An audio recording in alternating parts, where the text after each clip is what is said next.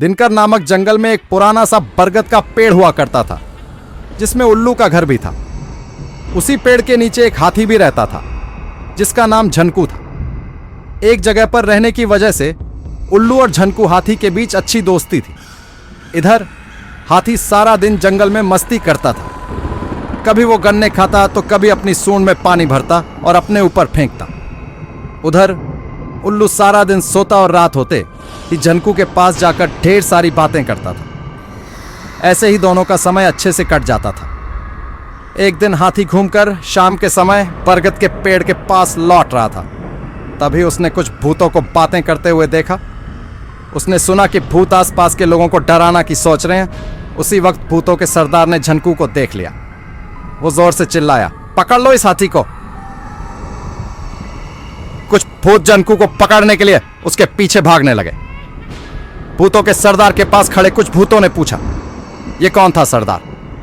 सरदार ने जवाब दिया, मैंने कल रात सपने में एक हाथी को पूरा खाया था। यह हाथी बिल्कुल मेरे सपने के हाथी जैसा ही था। इसे देखकर लग रहा है कि सपने सच हो सकते हैं। इसे पकड़कर आज मैं अपना सपना सच करके ही रहूंगा। तभी हाथी को भूत पकड़कर सरदार के पास ले आए। झनकू ने पहली बार भूतों को देखा था। उन्हें देखकर वो डर गया। कांपते हुए झनकू हाथी की तरफ। भूतों का सरदार अपना सपना सच करने के लिए बढ़ने लगा। झनकू के हाथ पैर ठंडे पड़ चुके थे। ताकत तो झनकू के पास काफी थी, लेकिन उसे समझ नहीं आ रहा था कि भूतों से कैसे निपटे। उसी समय झनकू का दोस्त उल्लू वहां पहुंचा। चिल्लाते हुए उल्लू हाथी के सिर पर बैठ गया और कहने लगा, आज मेरा सपना पूरा होगा। यही है वो जिसे मैंने अपने सपने में देखा था। हाँ, यही है वो। उल्लू की ऐसी बातें सुन भूतों के सरदार ने पूछा, अरे क्या हुआ है तुम्हें? क्यों चिल्ला रहे हो और क्या कहना चाहते हो? कौन यही और कौन सा सपना? जवाब में उल्लू ने कहा कि देखिए, मैंने कल रात सपना देखा था कि मेरी शादी हो गई है। मैंने जिसे अपने सपने में देखा था उसका चेहरा आपके बगल में जो खड़ी है उससे मिलता है। अब मैं इससे विवाह करके अपना सपना पूरा करूंगा। तभी उल्लू सरदार ने बताया कि वो भूतों की रानी है और तुम्हारा यह सपना सच नहीं हो सकता है। उसी वक्त भूतों की रानी भी चिल्लाते हुए कहने लगी कि मैं एक उल्लू से शादी कभी भी नहीं करूंगी। भूतों के सरदार ने उस रानी से कहा कि चिंता करने की कोई बात नहीं है। यह है ही उल्लू, इसलिए ऐसी बातें कह रहा है। सपने सच थोड़ी होते हैं। मैंने पिछली रात को सपने में इस हाथी को खा लिया था। सच में थोड़ी मैं इसे खाऊंगा, क्योंकि सपने सच नहीं होते हैं। सपनों को सपना ही रहने देना चाहिए। इतनी बात सुनते ही झनकू तेजी से अपने बरगद के पेड़ की तरफ भाग गया। हाथी के वहां से जाते ही उल्लू ने भूतों के सरदार से कहा, आप लगते तो हैं उल्लू ही, लेकिन बातें और काम समझदारी की ही करते हैं। मुझे अच्छा लगा आपकी बातें सुनकर। इतना कहकर उल्लू वहां से उड़कर बरगद के पेड़ पर पहुंच गया। अपने दोस्त उल्लू को देखते ही हाथी ने उसे धन्यवाद कहा और उल्लू जोर जोर से हंसने लगा। हाथी ने पूछा, क्या हुआ? उल्लू ने कहा कि मैंने भूत की बातें सुन ली थी। वो तुम्हें अपने सपने की वजह से खाना चाहता था, इसलिए मैंने भी उसे झूठा सपना सुनाकर बेवकूफ बना दिया। फिर उल्लू ने हाथी से कहा कि दोस्त, तुम्हें न तो मुझे धन्यवाद कहने की जरूरत है और न ही उससे डरने की। दोस्ती में धन्यवाद की जगह नहीं होती। तब कहीं जाकर हाथी को राहत की सांस आई और दोनों दोस्त मिलकर भूतों के सरदार की नासमझी पर हंसने लगे। इस कहानी से हमें यह सीख मिलती है कि दोस्ती अगर सच्ची हो तो वो हर मुसीबत में आपके साथ खड़े रहते हैं। इस ईस्ट्री को अंत तक जरूर सुनना, क्यों कि लास्ट में कुछ ऐसा होने वाला है जिसको सुनकर आपके हौस उड़ जाएंगे। तो शुरू करते हैं आज। बारिश सुबह से ही रुकने का नाम ही नहीं ले रही है और अब रात के लगभग 11 बज चुके हैं, पर बारिश अभिषेक भी सुबह जैसी ही हो रही है। मैं खिड़की के पास खड़े खड़े बाहर बारिश देख ही रहा था, तभी मेरी बीवी की आवाज़ आती है, राहुल राहुल। फिर मैंने कहा, हाँ अभी आया। इतना बोलकर मैं कुछ ही कदम चला था, तभी मुझे याद आया कि मेरी बीवी तो 20 दिन पहले ही मर चुकी है। तो ये किसकी आवाज़ थी जो मुझे मेरा नाम लेकर बुला रही थी? मेरी बीवी के मरने के बाद से ही मैं घर में अकेला ही रहता हूँ। तो ये किसकी आवाज़ थी जो मेरा नाम लेकर मुझे बुला रही थी? फिर मैंने अपने मन में सोचा कि हो सकता है मुझे उसकी याद आने के कारण कोई वहम हो गया हो, और यही सोचकर मैं अपने बिस्तर पर वापस की ओर जाने लगा। और अपने बिस्तर पर जाकर लेट गया। लेटे रहने पर थोड़ी ही देर में मेरी आंख भी लग गई। आंख लगे अभी 1 घंटा ही हुआ होगा, तभी मेरे फोन की घंटी बजी। फिर मैंने कहा, अरे कौन है, इतनी रात को सही से सोने भी नहीं देता। ये बोलकर जैसे ही मैंने फोन अपने कान से लगाया तो मुझे विश्वास नहीं हो रहा था कि ये कोई सपना है या हकीकत, क्योंकि फोन से आवाज मेरी मरी हुई बीवी की आ रही थी और वो ये बोल रही थी, राहुल मुझे आपकी याद आ रही है और मैं आपको लेने जल्दी ही आ रही हूँ। मैंने जैसे ही ये सुना तो जैसे मेरे अंदर का खून जम सा गया हो। मैं यही सोच रहा था कि ये हो कैसे सकता है, कोई मरा हुआ इंसान फोन कैसे कर सकता है। यही सब सोचते सोचते पता नहीं कब मेरी आंख लग गई, मुझे पता ही नहीं चला। फिर उसके बाद दरवाजे की घंटी से मेरी आंख खुली तो मैंने अपने आप से कहा, अरे कौन है। इतनी सुबह ये बोलते हुए मैं दरवाजे को खुलने के लिए उठा और जैसे ही मैंने दरवाजा खोला तो मैंने देखा बाहर मोहन खड़ा था। मोहन मेरा दूध वाला है। मोहन को देखकर मैंने कहा, अरे मोहन आज इतनी जल्दी सुबह। फिर मोहन ने कहा, क्या भैया जी 8 बज चुके हैं, आज संडे हैं तो क्या मतलब भैया जी सोते ही रहिएगा क्या। फिर मैंने कहा, ना यार मोहन, ये बोलकर मैं चुप हो गया। पहले सोचा कि मोहन को कल रात के बारे में सब बता दूं या नहीं। फिर मैंने सोचा कहीं इसे कल रात की बात बताई तो ये मुझे पागल ना समझे, इसलिए फिर मैंने मोहन से दूध लिया और घर के अंदर वापस आ गया। मैं पेशे से टीचर हूं और आज संडे होने की वजह से पूरा दिन घर पर ही रहना होगा, तो मैंने सोचा आज क्यों ना घर की सफाई ही कर ली जाए। जब तक माया थी तब वही घर का सारा काम करती थी और जब से उसकी मौत हुई है घर की सफाई सही से नहीं हुई है। फिर उसके बाद घर का सारा काम जब तक पूरा हुआ तब तक दोपहर के 1 बज चुके थे, पर मुझे काम करके बहुत थकान होने लगी थी, इसलिए मैंने सोचा क्यों ना कुछ देर आराम कर लिया जाए। फिर उसके बाद कुछ देर आराम करने के चक्कर में मेरी आंख कब लग गई मुझे पता ही नहीं चला। फिर पता नहीं कितनी देर बाद जब मेरी आंख खुली तो मैंने फोन में टाइम देखा तो पता चला मुझे सोते सोते रात हो गई थी। शायद आज ज्यादा काम करने की वजह से मुझे कुछ ज्यादा ही थकान हो गई और शायद इसी वजह से मेरी आंख नहीं खुली। फिर उसके बाद मैंने रात के 8 बजे से खाना बनाना शुरू करा और रात के 10 बजे तक मैं खाना खाकर अपने बेडरूम में आकर फोन चला ही रहा था। तभी दरवाजे की घंटी की आवाज आई। घंटी की आवाज सुनकर फिर मैंने कहा, अरे कौन है इतनी रात को। इतना बोलकर मैं दरवाजे को खोलने के आगे बढ़ा, पर दरवाजे की घंटी लगातार बजे ही जा रही थी, इसलिए फिर मैंने कहा, अरे आ रहा हूं भाई। इतना बोलकर मैं दरवाजे के पास ही आया था, तभी दरवाजे के बाहर से एक आवाज आई, दरवाजा खोलो राहुल, मैं हूं मैं, माया तुम्हारी माया, दरवाजा खोलो राहुल। मैंने जैसे ही यह सुना तो जैसे मैं जम सा गया और मेरे अंदर डर की एक लहर सी चलने लगी। 4-5 मिनट तक एक ही जगह पर खड़ा था मैं। तभी मेरे पीछे से एक आवाज आती है, खरे खरे दरवाजे को क्यों देख रहे हो राहुल, कब से कोई घंटी बजा रहा है, दरवाजा खोलो राहुल। मैं इस आवाज को बहुत अच्छी तरह से पहचानता हूं क्योंकि यह आवाज और किसी की नहीं बल्कि माया की ही आवाज थी। आवाज सुनकर भी मैं पीछे नहीं मुड़ा, बस वहीं खरे खरे यही सोच रहा था कि वो कैसे हो सकती हैं, क्योंकि अभी कुछ देर पहले उसकी आवाज घर के बाहर से आ रही थी और घंटी की आवाज अभी भी बाहर से लगातार आ रही है। यही सब मैं सोच ही रहा था, तभी एक बार फिर मेरे पीछे से माया की आवाज आई, अरे तुम खरे खरे अब दरवाजे को ही देखते रहोगे या दरवाजा खोलोगे भी, कोई कब से घंटी बजा रहा है। ये सुनकर भी मेरी पीछे मुड़ने की हिम्मत तो नहीं हो रही थी, पर किसी तरह मैंने हिम्मत करते हुए पीछे मुड़ा, पर पीछे मुड़ते ही मेरे होश उड़ गए क्योंकि वहां कोई नहीं था। मुझे जब वहां कोई नहीं दिखा तो मैंने एक ठंडी सांस ली, पर तभी बाहर से दरवाजे की घंटी की आवाज फिर से आने लगी, पर मुझे समझ नहीं आ रहा था कि अब मैं क्या करूं, क्योंकि मेरे दिल की धड़कन उस समय अपनी दुगनी रफ्तार से चल रही थी। ऐसा लग रहा था जैसे मानो दिल अभी सीना फाड़ कर बाहर आ जाएगा। पर किसी तरह मैं डरते डरते दरवाजे को खोलने के लिए आगे बढ़ा, पर मेरा दिल मुझे मना कर रहा था। पर जैसे मेरे पैर अपने आप ही चलकर दरवाजे को खोलने के लिए आगे बढ़ रहे थे, फिर उसके बाद डरते डरते मैंने जैसे ही दरवाज़ा खोला तो मेरी आंखें फटी की फटी रह गईं, क्योंकि मैंने दरवाजे के बाहर सच में माया खड़ी थी और वो मुझे देखकर मुस्कुरा रही थी।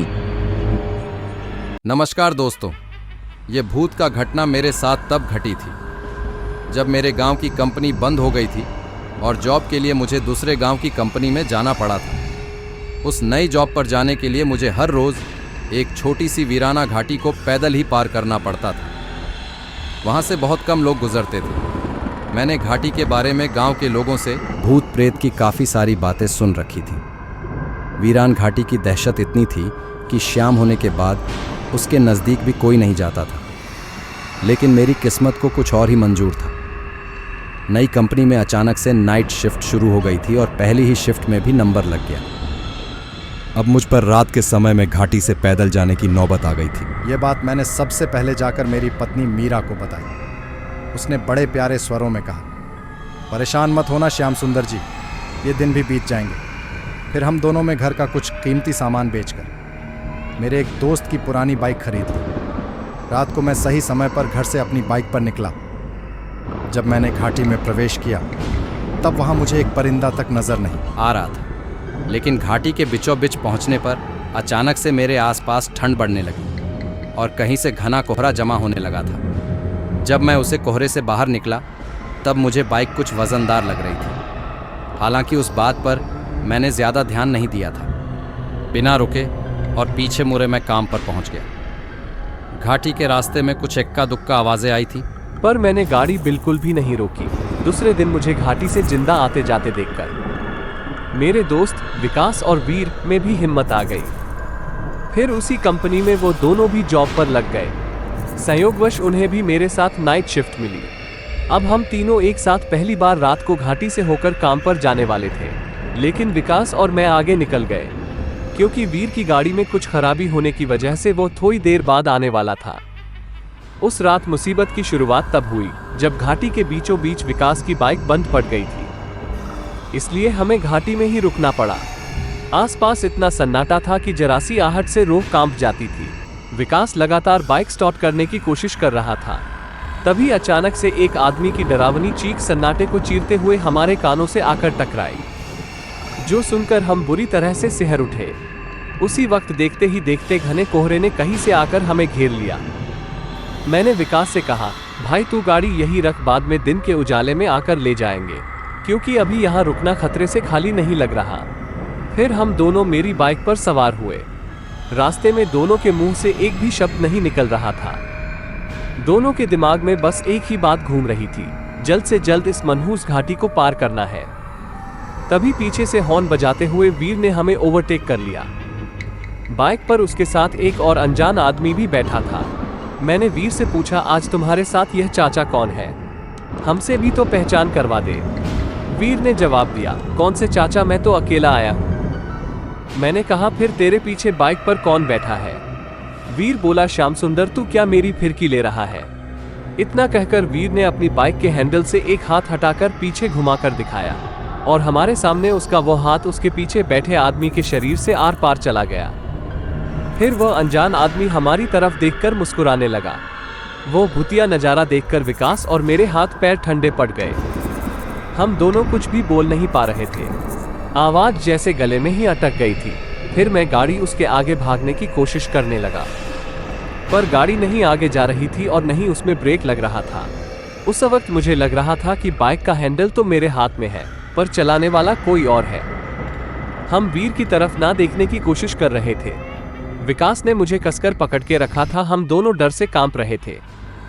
वीर हमारी बाइक के बराबर बाइक चलाने लगा और हमारी नज़र ना चाहते हुए भी उस भूत पर पड़ रही थी। वो अभी भी हमारी तरफ ही देख रहा था। उसके चेहरे पर एक शैतानी मुस्कान थी।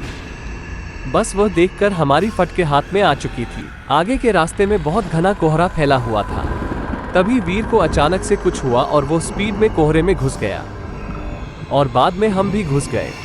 कोहरा जब खत्म हुआ तब वीर की बाइक हमारे आगे ही थी, पर उसके पिछली सीट पर वो भूत नहीं था। वो देखकर हमें जरा सी राहत मिली। घाटी अब खत्म होने ही वाली थी। जब हमारी बाइक वीर के नज़दीक पहुंची तब हम उसे सब कुछ बताने ही वाले थे। उससे पहले ही वीर बोला, अब तुम दोनों बताओ, कोहरे में से ये कौन से चाचा को उठा लाए हो? ट्रिपल सीट बाइक नहीं चलानी चाहिए, मालूम है ना?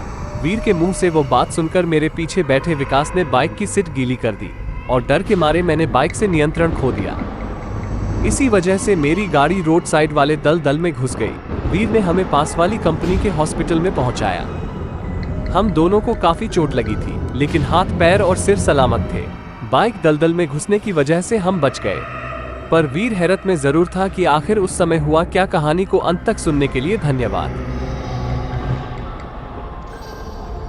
एक बार की बात है, केरल के एक छोटे से शहर में सुल्तान नामक एक डरावना कब्रिस्तान था।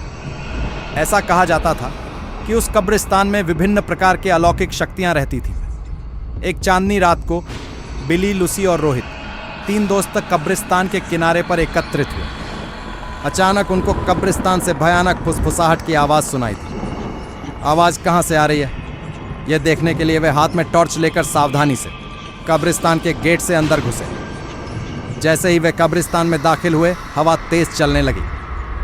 अचानक उन्होंने एक इंसान को एक मकबरे के पास टहलते हुए देखा। वो उदास और खोया हुआ दिखाई दिया, इसलिए बिली, लूसी और रोहित उसके पास आए और पूछा, कौन हो तुम और इतनी रात को यहाँ क्या कर रहे हो? तो उसने जवाब दिया कि मैं एक आत्मा हूँ और मेरा नाम अकबर है। अकबर ने उन्हें उस भयानक अभिशाप के बारे में बताया जो इस कब्रिस्तान के सभी आत्माओं को परेशान करता था। हर रात एक प्राचीन चुड़ैल जागती थी और कब्रिस्तान पर जादू करती थी और अकबर जैसी मासूम आत्माओं को अपने वश में कर लेती थी। अभिशाप को तोड़ने का एकमात्र तरीका कब्रिस्तान के पीछे जंगल में एक पैर के नीचे छिपी हुई मंत्र पुस्तिका को ढूंढना और आधी रात से पहले उसे नष्ट करना था। जादुई पुस्तक ढूंढने की दृढ़ संकल्प लेकर बहादुर तिकरी अपने मिशन पर निकल पड़ी। उन्होंने अंधेरे में मकबरों के बीच रास्ता खोजा जंगल में जाने के लिए और इस बात का ध्यान रखा कि आराम करने वाली आत्माओं को परेशान न किया जाए। रास्ते में उन्हें बोन्स नामक एक शरारती छोटे कंकाल का सामना करना पड़ा, जो उन्हें जादू की किताब खोजने में मदद करने के लिए तैयार हो गया। वो कंकाल उन्हें एक पुराने आम के पेड़ के पास ले गई और कहा, इस पेड़ के पत्ते सब अपने पास रख लो। अगर ये पत्ता तुम्हारे पास रहेगा तो वो चुड़ैल तुम्हारा कुछ नहीं बिगाड़ सकती, और ये पत्ता तुम्हें जादुई किताब हासिल करने में मदद करेगा। ये कहकर वो कंकाल वापस कब्रिस्तान की तरफ चला गया। आम के पत्ते को अपने हाथ में लेकर 3 दोस्त जादुई किताब ढूंढने लगे। बहुत ढूंढने के पश्चात जंगल में एक झील के अंदर उन्हें चमकता हुआ कुछ दिखाई दिया। रोहित को तैरना आता था तो उसने झील के अंदर जाकर वो चमकता बॉक्स ले आया। जैसे ही आम के पत्ते को बॉक्स के ऊपर रखा, वैसे ही बॉक्स खुल गया और चमकती जादुई किताब बाहर निकल आई। आधी रात करीब आते ही वे तीनों अपने हाथों में जादू की किताब लेकर श्राप को तोड़ने के लिए कब्रिस्तान की तरफ बढ़े। कब्रिस्तान में आकर वे किताब को खोले और एक प्राचीन मंत्र का पाठ किया। मंत्र पाठ करते ही जमीन कांपने लगी और कब्रिस्तान में एक तेज रोशनी छा गई। वो चुड़ैल जाग गई और गुस्से में दिखाई दी, लेकिन उसकी शक्ति धीरे धीरे कमजोर हो रही थी। उसने बिली, लूसी और रोहित को जादुई किताब पढ़ने से रोकने के लिए अपनी जादुई शक्ति का प्रयोग किया, लेकिन उन तीनों पर कोई असर नहीं हुआ, क्योंकि तीनों के पास आम के पत्ते थे जो उनकी रक्षा कर रहे थे। धीरे धीरे चुड़ैल की सारी शक्ति खत्म हो गई और चुड़ैल भस्म हो गई। इस तरह बिली, लूसी और रोहित ने कब्रिस्तान में फंसी हुई आत्माओं को मुक्त किया और कब्रिस्तान में फिर से शांति छा गई। आपको ये स्टोरी कैसी लगी कमेंट करके बताइएगा। इस हिस्ट्री को अंत तक जरूर सुनना, क्यों कि लास्ट में कुछ ऐसा होने वाला है जिसको सुनकर आपके हौस उड़ जाएंगे। तो शुरू करते हैं आज। बारिश सुबह से ही रुकने का नाम ही नहीं ले रही है और अब रात के लगभग 11 बज चुके हैं, पर बारिश अभिषेक भी सुबह जैसी ही हो रही है। मैं खिड़की के पास खड़े खड़े बाहर बारिश देख ही रहा था, तभी मेरी बीवी की आवाज़ आती है, राहुल राहुल। फिर मैंने कहा, हाँ अभी आया। इतना बोलकर मैं कुछ ही कदम चला था, तभी मुझे याद आया कि मेरी बीवी तो 20 दिन पहले ही मर चुकी है। तो ये किसकी आवाज़ थी जो मुझे मेरा नाम लेकर बुला रही थी? मेरी बीवी के मरने के बाद से ही मैं घर में अकेला ही रहता। तो ये किसकी आवाज़ थी जो मेरा नाम लेकर मुझे बुला रही थी? फिर मैंने अपने मन में सोचा कि हो सकता है मुझे उसकी याद आने के कारण कोई वहम हो गया हो, और यही सोचकर मैं अपने बिस्तर पर वापस की ओर जाने लगा और अपने बिस्तर पर जाकर लेट गया। लेटे रहने पर थोड़ी ही देर में मेरी आंख भी लग गई। आंख लगे अभी 1 घंटा ही हुआ होगा। तभी मेरे फोन की घंटी बजी। फिर मैंने कहा, अरे कौन है, इतनी रात को सही से सोने भी नहीं देता। ये बोलकर जैसे ही मैंने फोन अपने कान से लगाया तो मुझे विश्वास नहीं हो रहा था कि ये कोई सपना है या हकीकत, क्योंकि फोन से आवाज मेरी मरी हुई बीवी की आ रही थी और वो ये बोल रही थी, राहुल मुझे आपकी याद आ रही है और मैं आपको लेने जल्दी ही आ रही हूँ। मैंने जैसे ही ये सुना तो जैसे मेरे अंदर का खून जम सा गया हो। मैं यही सोच रहा था कि ये हो कैसे सकता है, कोई मरा हुआ इंसान फोन कैसे कर सकता है। यही सब सोचते सोचते पता नहीं कब मेरी आंख लग गई, मुझे पता ही नहीं चला। फिर उसके बाद दरवाजे की घंटी से मेरी आंख खुली तो मैंने अपने आप से कहा, अरे कौन है। इतनी सुबह ये बोलते हुए मैं दरवाजे को खुलने के लिए उठा और जैसे ही मैंने दरवाजा खोला तो मैंने देखा बाहर मोहन खड़ा था। मोहन मेरा दूध वाला है। मोहन को देखकर मैंने कहा, अरे मोहन आज इतनी जल्दी सुबह। फिर मोहन ने कहा, क्या भैया जी 8 बज चुके हैं, आज संडे हैं तो क्या मतलब भैया जी सोते ही रहिएगा क्या। फिर मैंने कहा, ना यार मोहन, ये बोलकर मैं चुप हो गया। पहले सोचा कि मोहन को कल रात के बारे में सब बता दूं या नहीं। फिर मैंने सोचा कहीं इसे कल रात की बात बताई तो ये मुझे पागल ना समझे, इसलिए फिर मैंने मोहन से दूध लिया और घर के अंदर वापस आ गया। मैं पेशे से टीचर हूं और आज संडे होने की वजह से पूरा दिन घर पर ही रहना होगा, तो मैंने सोचा आज क्यों ना घर की सफाई ही कर ली जाए। जब तक माया थी तब वही घर का सारा काम करती थी और जब से उसकी मौत हुई है घर की सफाई सही से नहीं हुई है। फिर उसके बाद घर का सारा काम जब तक पूरा हुआ तब तक दोपहर के 1 बज चुके थे। पर मुझे काम करके बहुत थकान होने लगी थी, इसलिए मैंने सोचा क्यों ना कुछ देर आराम कर लिया जाए। फिर उसके बाद कुछ देर आराम करने के चक्कर में मेरी आंख कब लग गई मुझे पता ही नहीं चला। फिर पता नहीं कितनी देर बाद जब मेरी आंख खुली तो मैंने फोन में टाइम देखा तो पता चला मुझे सोते सोते रात हो गई थी। शायद आज ज्यादा काम करने की वजह से मुझे कुछ ज्यादा ही थकान हो गई और शायद इसी वजह से मेरी आंख नहीं खुली। फिर उसके बाद मैंने रात के 8 बजे से खाना बनाना शुरू करा और रात के 10 बजे तक मैं खाना खाकर अपने बेडरूम में आकर फोन चला ही रहा था। तभी दरवाजे की घंटी की आवाज आई। घंटी की आवाज सुनकर फिर मैंने कहा, अरे कौन है इतनी रात को। इतना बोलकर मैं दरवाजे को खोलने के आगे बढ़ा, पर दरवाजे की घंटी लगातार बजे ही जा रही थी, इसलिए फिर मैंने कहा, अरे आ रहा हूं भाई। इतना बोलकर मैं दरवाजे के पास ही आया था। तभी दरवाजे के बाहर से एक आवाज आई, दरवाजा खोलो राहुल, मैं हूं मैं, माया तुम्हारी माया, दरवाजा खोलो राहुल। मैंने जैसे ही यह सुना तो जैसे मैं जम सा गया और मेरे अंदर डर की एक लहर सी चलने लगी। 4-5 मिनट तक एक ही जगह पर खड़ा था मैं। तभी मेरे पीछे से एक आवाज आती है, खरे खरे दरवाजे को क्यों देख रहे हो राहुल, कब से कोई घंटी बजा रहा है, दरवाजा खोलो राहुल। मैं इस आवाज को बहुत अच्छी तरह से पहचानता हूं क्योंकि यह आवाज और किसी की नहीं बल्कि माया की ही आवाज थी। आवाज सुनकर भी मैं पीछे नहीं मुड़ा, बस वहीं खरे खरे यही सोच रहा था कि वो कैसे हो सकती हैं, क्योंकि अभी कुछ देर पहले उसकी आवाज घर के बाहर से आ रही थी और घंटी की आवाज अभी भी बाहर से लगातार आ रही है।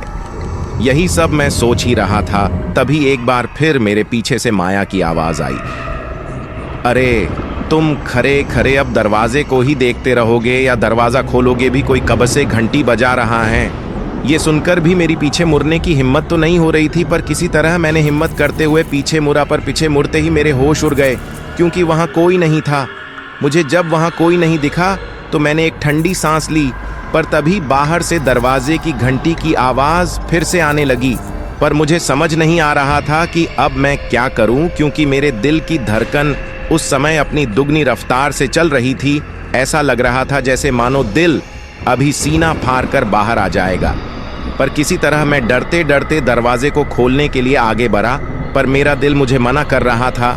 पर जैसे मेरे पैर अपने आप ही चलकर दरवाजे को खोलने के लिए आगे बढ़ रहे थे, फिर उसके बाद डरते डरते मैंने जैसे ही दरवाज़ा खोला तो मेरी आंखें फटी की फटी रह गईं, क्योंकि मैंने दरवाजे के बाहर सच में माया खड़ी थी और वो मुझे देखकर मुस्कुरा रही थी। नमस्कार दोस्तों, ये भूत का घटना मेरे साथ तब घटी थी जब मेरे गांव की कंपनी बंद हो गई थी और जॉब के लिए मुझे दूसरे गांव की कंपनी में जाना पड़ा था। उस नई जॉब पर जाने के लिए मुझे हर रोज़ एक छोटी सी वीराना घाटी को पैदल ही पार करना पड़ता था। वहाँ से बहुत कम लोग गुजरते थे। मैंने घाटी के बारे में गांव के लोगों से भूत प्रेत की काफ़ी सारी बातें सुन रखी थी। वीरान घाटी की दहशत इतनी थी कि शाम होने के बाद उसके नज़दीक भी कोई नहीं जाता था। लेकिन मेरी किस्मत को कुछ और ही मंजूर था। नई कंपनी में अचानक से नाइट शिफ्ट शुरू हो गई थी और पहली ही शिफ्ट में भी नंबर लग गया। अब मुझ पर रात के समय में घाटी से पैदल जाने की नौबत आ गई थी। यह बात मैंने सबसे पहले जाकर मेरी पत्नी मीरा को बताई। उसने बड़े प्यारे स्वरों में कहा, परेशान मत होना श्याम सुंदर जी, ये दिन भी बीत जाएंगे। फिर हम दोनों में घर का कुछ कीमती सामान बेचकर मेरे एक दोस्त की पुरानी बाइक खरीद ली। रात को मैं सही समय पर घर से अपनी बाइक पर निकला। जब मैंने घाटी में प्रवेश किया तब वहाँ मुझे एक परिंदा तक नजर नहीं आ रहा था। लेकिन घाटी के बीचों बीच पहुँचने पर अचानक से मेरे आसपास ठंड बढ़ने लगी और कहीं से घना कोहरा जमा होने लगा था। जब मैं उसे कोहरे से बाहर निकला तब मुझे बाइक कुछ वज़नदार लग रही थी। हालांकि उस बात पर मैंने ज़्यादा ध्यान नहीं दिया था। बिना रुके और पीछे मुड़े मैं काम पर पहुंच गया। घाटी के रास्ते में कुछ एक्का दुक्का आवाज़ें आई थी, पर मैंने गाड़ी बिल्कुल भी नहीं रोकी। दूसरे दिन मुझे घाटी से जिंदा आते जाते देखकर मेरे दोस्त विकास और वीर में भी हिम्मत आ गई। फिर उसी कंपनी में वो दोनों भी जॉब पर लग गए। संयोगवश उन्हें भी मेरे साथ नाइट शिफ्ट मिली। अब हम तीनों एक साथ पहली बार रात को घाटी से होकर काम पर जाने वाले थे। लेकिन विकास और मैं आगे निकल गए क्योंकि वीर की गाड़ी में कुछ खराबी होने की वजह से वो थोड़ी देर बाद आने वाला था। उस रात मुसीबत की शुरुआत तब हुई जब घाटी के बीचों बीच विकास की बाइक बंद पड़ गई थी। इसलिए हमें घाटी में ही रुकना पड़ा। आसपास इतना सन्नाटा था कि जरा सी आहट से रूह कांप जाती थी। विकास लगातार बाइक स्टार्ट करने की कोशिश कर रहा था। तभी अचानक से एक आदमी की डरावनी चीख सन्नाटे को चीरते हुए हमारे कानों से आकर टकराई, जो सुनकर हम बुरी तरह से सिहर उठे। उसी वक्त देखते ही देखते घने कोहरे ने कहीं से आकर हमें घेर लिया। मैंने विकास से कहा, भाई तू गाड़ी यही रख, बाद में दिन के उजाले में आकर ले जाएंगे, क्योंकि अभी यहाँ रुकना खतरे से खाली नहीं लग रहा। फिर हम दोनों मेरी बाइक पर सवार हुए। रास्ते में दोनों के मुंह से एक भी शब्द नहीं निकल रहा था। दोनों के दिमाग में बस एक ही बात घूम रही थी, जल्द से जल्द इस मनहूस घाटी को पार करना है। तभी पीछे से हॉर्न बजाते हुए वीर ने हमें ओवरटेक कर लिया। बाइक पर उसके साथ एक और अनजान आदमी भी बैठा था। मैंने वीर से पूछा, आज तुम्हारे साथ यह चाचा कौन है? हमसे भी तो पहचान करवा दे। वीर ने जवाब दिया, कौन से चाचा, मैं तो अकेला आया हूँ। मैंने कहा, फिर तेरे पीछे बाइक पर कौन बैठा है? वीर बोला, श्याम सुंदर, तू क्या मेरी फिरकी ले रहा है? इतना कहकर वीर ने अपनी बाइक के हैंडल से एक हाथ हटाकर पीछे घुमाकर दिखाया और हमारे सामने उसका वो हाथ उसके पीछे बैठे आदमी के शरीर से आर पार चला गया। फिर वह अनजान आदमी हमारी तरफ देखकर मुस्कुराने लगा। वो भूतिया नज़ारा देखकर विकास और मेरे हाथ पैर ठंडे पड़ गए। हम दोनों कुछ भी बोल नहीं पा रहे थे। आवाज़ जैसे गले में ही अटक गई थी। फिर मैं गाड़ी उसके आगे भागने की कोशिश करने लगा, पर गाड़ी नहीं आगे जा रही थी और नहीं उसमें ब्रेक लग रहा था। उस वक्त मुझे लग रहा था कि बाइक का हैंडल तो मेरे हाथ में है, पर चलाने वाला कोई और है। हम वीर की तरफ ना देखने की कोशिश कर रहे थे। विकास ने मुझे कसकर पकड़ के रखा था। हम दोनों डर से कांप रहे थे। वीर हमारी बाइक के बराबर बाइक चलाने लगा और हमारी नज़र ना चाहते हुए भी उस भूत पर पड़ रही थी। वो अभी भी हमारी तरफ ही देख रहा था। उसके चेहरे पर एक शैतानी मुस्कान थी। बस वह देखकर हमारी फटके हाथ में आ चुकी थी। आगे के रास्ते में बहुत घना कोहरा फैला हुआ था। तभी वीर को अचानक से कुछ हुआ और वो स्पीड में कोहरे में घुस गया और बाद में हम भी घुस गए। कोहरा जब खत्म हुआ तब वीर की बाइक हमारे आगे ही थी, पर उसके पिछली सीट पर वो भूत नहीं था। वो देखकर हमें जरा सी राहत मिली। घाटी अब खत्म होने ही वाली थी। जब हमारी बाइक वीर के नज़दीक पहुंची तब हम उसे सब कुछ बताने ही वाले थे। उससे पहले ही वीर बोला, अब तुम दोनों बताओ, कोहरे में से ये कौन से चाचा को उठा लाए हो? ट्रिपल सीट बाइक नहीं चलानी चाहिए, मालूम है ना? वीर के मुंह से वो बात सुनकर मेरे पीछे बैठे विकास ने बाइक की सीट गीली कर दी और डर के मारे मैंने बाइक से नियंत्रण खो दिया। इसी वजह से मेरी गाड़ी रोड साइड वाले दलदल में घुस गई। वीर ने हमें पास वाली कंपनी के हॉस्पिटल में पहुंचाया।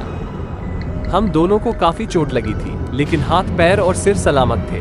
बाइक दलदल में घुसने की वजह से हम बच गए, पर वीर हैरत में जरूर था कि आखिर उस समय हुआ क्या। कहानी को अंत तक सुनने के लिए धन्यवाद। ठंड का समय था। शहर में घना कोहरा छाया हुआ था। मेरे नाना एक बड़े अधिकारी थे। रोज की तरह उस दिन जब मेरे नाना अपना काम खत्म कर दफ्तर से घर की ओर जाने लगे तो रास्ते में पड़ने वाले बाजार से वो कुछ सामान लेने के लिए रुके। उनके बाकी साथी आगे चले गए और वो पीछे छूट गए। सामान लेते लेते उन्हें टाइम का पता ही नहीं चला, और जब नाना जी ने अपनी घड़ी देखी तो टाइम देखकर उन्हें लगा कि आज घर पहुंचने में बहुत देर हो जाएगी। उन्होंने सोचा जंगल के रास्ते अगर जाऊं तो जल्दी पहुंच जाऊंगा, इसीलिए उन्होंने जंगल की ओर गाड़ी घुमा ली। काफी अंधेरा हो गया था। नाना जी तेज गति के साथ गाड़ी चला रहे थे, लेकिन उनकी गाड़ी के आगे एक औरत आ गई। उन्हें झटके से ब्रेक मारनी पड़ी। जो औरत गाड़ी के सामने आई थी वो तेज तेज रो रही थी। नाना जी को लगा कि वो जरूर किसी मजदूर की पत्नी होगी जो रास्ता भटक गई है। रास्ता सुनसान था, इसीलिए उन्होंने सोचा कि इस महिला की मदद की जाए। उन्होंने उस औरत से पूछा कि वो यहाँ अकेले क्या कर रही है। उसने कोई जवाब नहीं दिया और जोर जोर से रोने लगी। ऐसा लग रहा था मानो सारा जंगल उसकी आवाज से गूंज रहा हो। नाना जी ने पूछा कि उसका घर कहाँ है, तो भी वो कुछ ना बोली। नाना जी ने उसे बोला कि तुम मेरे साथ मेरे घर चलो, सुबह तुम्हें तुम्हारे घर छोड़ दूंगा।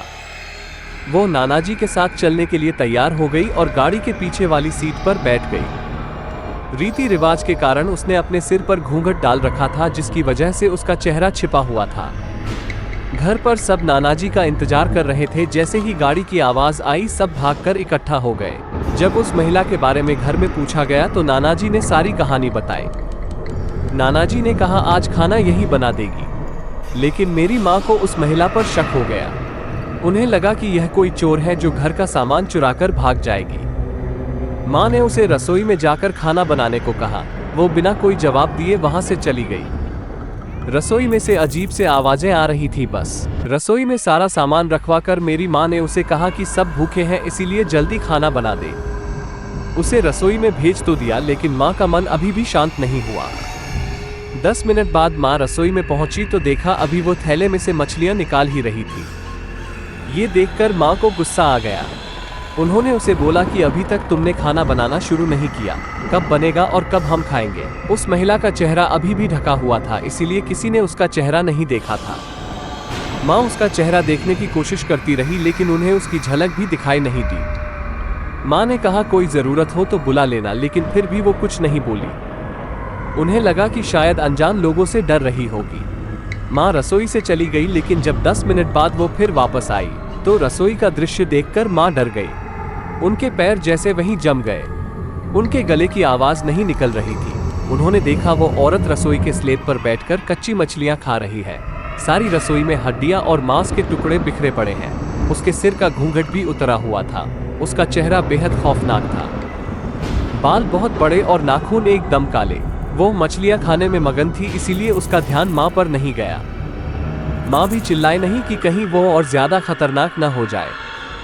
माँ ने एक थाल उठाया और वो चूल्हे में से जलता हुआ कोयला उठाकर उसकी तरफ दौड़ी।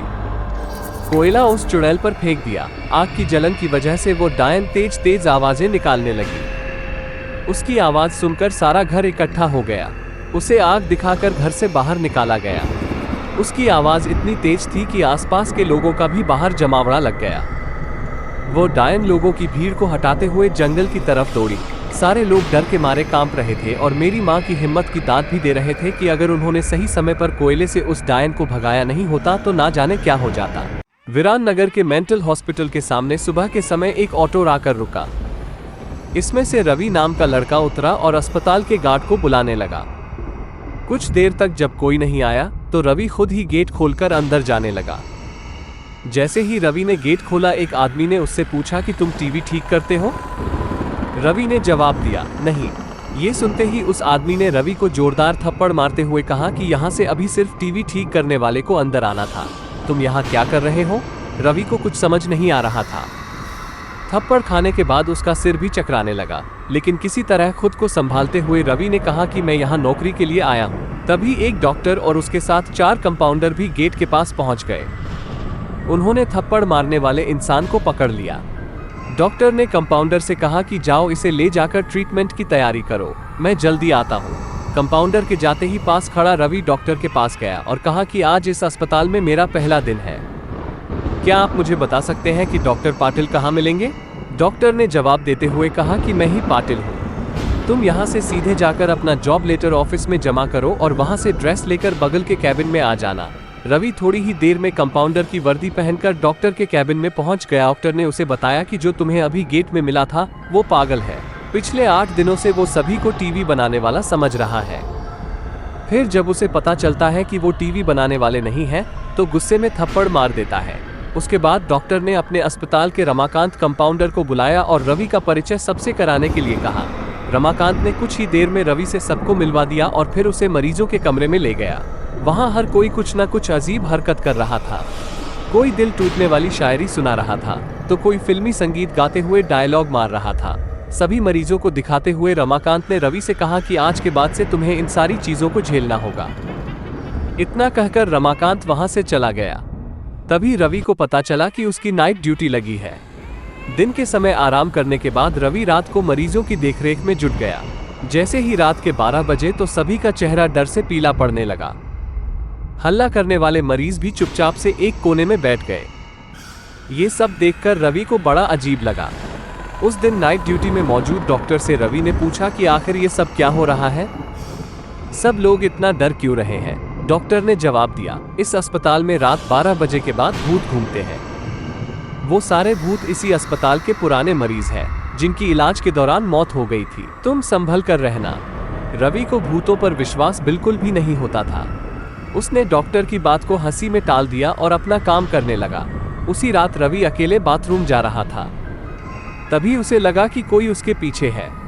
मुड़कर देखने पर कोई नहीं दिखा। कुछ देर बाद उसे फिर ऐसा ही महसूस हुआ। रवि ने सोचा कि भूत की बात उसके दिमाग में घूम रही होगी, इसलिए उसे वहम हो रहा है। बाथरूम करके जब रवि बाहर आ रहा था तो उसे शीशे में लिखा हुआ दिखा कि आज तुम पागल हो जाओगे। रवि को लगा कोई उसके साथ मजाक कर रहा है, इसलिए उसने इस बात पर गौर नहीं किया और अपने काम पर लग गया। कुछ देर बाद रवि को एक तेज चीख सुनाई दी। वो दौड़ते हुए आवाज की ओर गया। जैसे ही रवि वहां पहुंचा तो एक पागल ने दरवाजा अंदर से बंद कर दिया।